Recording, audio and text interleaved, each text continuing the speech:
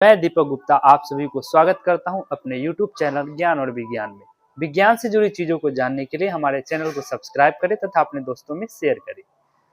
Topic का नाम है पौधे में श्वसन। तो देखिए, पौधे में श्वसन के लिए कोई विशेष अंग नहीं होता है।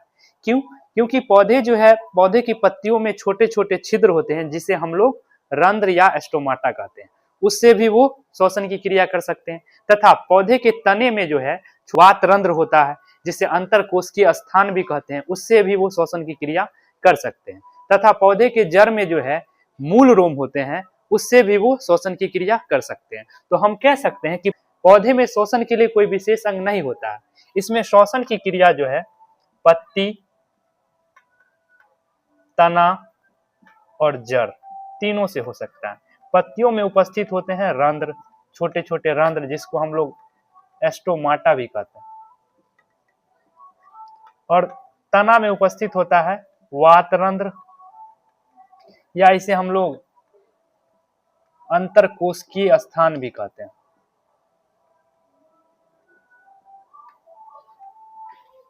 और जड़ में होते हैं मूल रोम। तो ये क्वेश्चन कई बार पूछा जा चुका है कि पौधे में श्वसन जो है, श्वसन का कोई अंग कौन, पौधे में श्वसन का कौन कौन सा अंग है? तो पत्ती भी हो सकता है, तना भी हो सकता है और जड़ भी हो सकता है। अब पौधे में जो श्वसन की प्रक्रिया होती है वो विसरण के द्वारा होता है। किसके द्वारा होता है? विसरण के द्वारा। तो क्वेश्चन पूछेगा कि पौधे में श्वसन की क्रिया किस प्रक्रिया के द्वारा होता है? विसरण के द्वारा। अब वो कौन कौन से अंग है? पत्ती, तना और जड़। पत्ती में किसके द्वारा? रंध्र के द्वारा, तना में वात रंध्र के द्वारा और मूल रोम के द्वारा। अगर क्वेश्चन पूछा जाए कि पौधे के श्वसन अंग कौन है, ऑप्शन रहेगा रंध्र, वात रंध्र, मूल रोम, इनमें से सभी। तो क्या हो जाएगा? इनमें से सभी। क्योंकि पौधे जो है पत्ती से भी, तना से भी और जड़ से भी श्वसन की क्रिया कर सकते हैं। अब हम बात करेंगे जंतुओं में श्वसन। तो अगर एक कोशिकीय जीव है,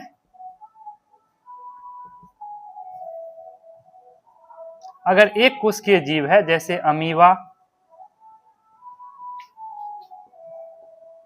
पैरामीशियम, हाइड्रा, अगर ये सब जीव है तो इसमें जो श्वसन की क्रिया होती है वो विसरण के द्वारा होता है, क्योंकि इसमें भी कोई विशेष अंग नहीं होता। जिसमें श्वसन के लिए कोई विशेष अंग नहीं होता है उसमें श्वसन की क्रिया किसके द्वारा होता है? विसरण के द्वारा होता है। लेकिन बहुकोशिकीय जीव, बहुकोशिकीय जीव जैसे में मनुष्य, कुत्ता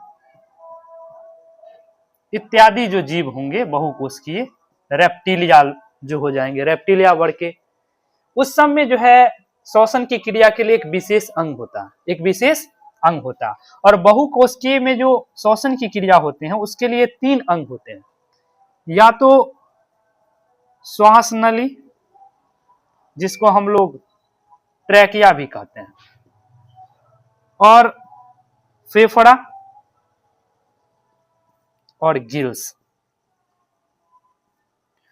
तो अगर पूछे कि जंतुओं में श्वसन की क्रिया कैसी होती है, तो जितने भी एक कोश के जीव हैं जैसे अमीबा, पैरामीशियम, हाइड्रा, उस सब में श्वसन की क्रिया किसके द्वारा होता है? विसरण के द्वारा। जबकि बहुकोशिकीय जीव जैसे मनुष्य, कुत्ता, बिल्ली, रेप्टिलिया, एविज, ये सब जो होते हैं इसमें श्वसन की क्रिया 3 अंगों से हो सकते हैं, या श्वास नली, ट्रैकिया, फेफड़ा या गिल्स के द्वारा। तो अब क्वेश्चन यहाँ पे ये आता है कि श्वास नली और ट्रैकिया से जो श्वसन करते हैं वो कौन से हो सकते हैं? तो इसमें जितने भी कीड़े मकोड़े होते हैं, कीट पतंग होते हैं, जितने भी कीट पतंग होते हैं, जैसे में हो गया टिड्डा, तिलचट्टा, ग्रास हॉपर, मतलब जितने भी कीड़े मकोड़े हो गए वो सब श्वसन की क्रिया किससे करेंगे? श्वास नली या ट्रैकिया के द्वारा। श्वास नली या ट्रैकिया के द्वारा। ये क्वेश्चन भी पूछा जा चुका है कि टिड्डा या तिलचट्टा की, ये क्वेश्चन भी पूछा जा चुका है कि टिड्डा या तिलचट्टा का श्वसन अंग क्या है? तो ट्रैकिया या श्वास नली, ट्रैकिया या श्वास नली। अब बात आता है फेफड़ा। तो फेफड़ा के द्वारा श्वसन करते हैं मनुष्य और रेप्टिलिया वर्ग के जंतु।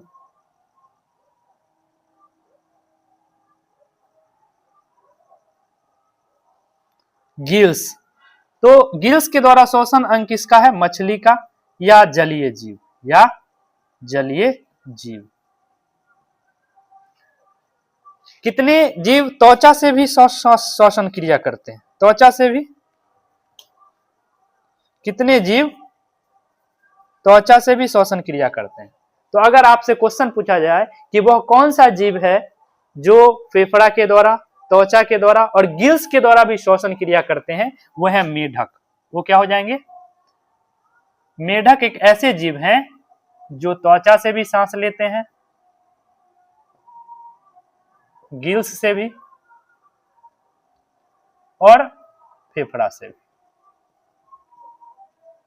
तो ये हो गया पेड़ पौधे में श्वसन और ये हो गया जंतुओं में श्वसन। अब यहां से आपसे क्वेश्चन भी एक पूछ सकता है कि पेड़ पौधे में श्वसन और जंतुओं में श्वसन में क्या अंतर है? पेड़ पौधे में श्वसन और जंतुओं में श्वसन में क्या अंतर है? तो हम कह सकते हैं कि पहला, मान लीजिए ये पौधा के बारे में है और ये जो है जंतुओं के बारे में है। तो पौधा का कोई विशेष अंग नहीं होता है, पौधा में विशेष अंग नहीं होता है, क्योंकि इसमें रंध्र, वातरंध्र, मूलों अलग अलग से श्वसन की क्रिया कर सकता है। मतलब ये पत्ती से भी सांस ले सकता है, तना से भी ले सकता है और जड़ से भी ले सकता है। इसमें कोई विशेष अंग नहीं होता, जबकि इसमें श्वसन की क्रिया के लिए विशेष क्या होते हैं? अंग होते हैं। श्वसन की क्रिया के लिए विशेष क्या होते हैं? अंग होते हैं। दूसरा अगर कहेगा तो पेड़ पौधे की जो श्वसन गति होती है वह धीमी होती है।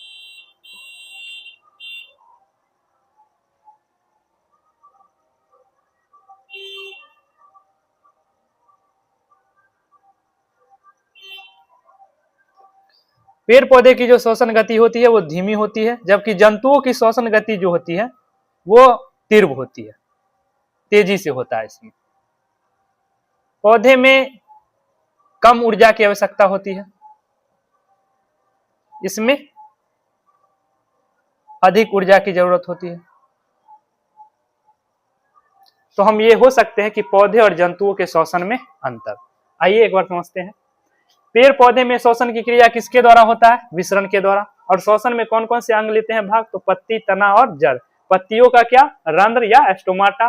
तना में वातरंध्र या अंतरकोशिकीय स्थान और जड़ में मूलरोम। फिर जंतुओं में श्वसन, तो जंतुओं में एक कोशिकीय जीव जैसे अमीबा, पैरामीशियम, हाइड्रा में किसके द्वारा होता है? विसरण के द्वारा। इसमें श्वसन के कोई विशेष अंग नहीं होते हैं। बहुकोशिकीय जीव जैसे मनुष्य, कुत्ता या रेप्टिलिया वर्ग के जो भी जंतु है, उसमें श्वसन के लिए एक विशेष अंग होता है जो 3 प्रकार के होते हैं: श्वासनली, ट्रैकिया, फेफड़ा, गिल्स। कभी कभी त्वचा से भी श्वसन की क्रिया हो सकती है। तो श्वासनली या ट्रैकिया के द्वारा कीड़े मकोड़े या टिड्डा, तिलचट्टे ये सब श्वसन लेते हैं। फेफड़ा के द्वारा मनुष्य, रेप्टिलिया वर्ग। और गिल्स के द्वारा मछली या जलीय जीव। और वह कौन से जीव हैं जो त्वचा, गिल्स, फेफड़ा से लेते हैं? तो मेढक हो जाएंगे। क्वेश्चन यहाँ से बनेगा कि पौधे और जंतुओं के श्वसन में क्या अंतर है? तो पौधे में श्वसन के लिए कोई विशेष अंग नहीं होता है, इसकी गति धीमी होती है, इसमें कम ऊर्जा की आवश्यकता होती है। जंतुओं में विशेष अंग होता है और ये गति तीव्र होती है और अधिक ऊर्जा की आवश्यकता होती है। मनुष्य में श्वसन तंत्र, ये क्वेश्चन 5 नंबर में पूछ सकता है कि मनुष्य में श्वसन तंत्र का सचित्र वर्णन करे। तो ये फिगर में पहले समझते हैं। ये जो आपको दिख रहा है इसको नासिका वेशम कहते हैं। इसी से हम लोग ऑक्सीजन को ग्रहण करते हैं और फिर सांस छोड़ने की क्रिया में कार्बन डाइऑक्साइड को बाहर करते हैं। ये है आपका मुख और ये गला, गला के पास लैरिंग्स है यहाँ पे, जिसको हम लोग हिंदी में बोलते हैं स्वर यंत्र। और ये स्वर यंत्र जो है बोलने में मदद करता है, यहाँ पे जो होता है कंठ के पास, जिससे हम बोल पाते हैं।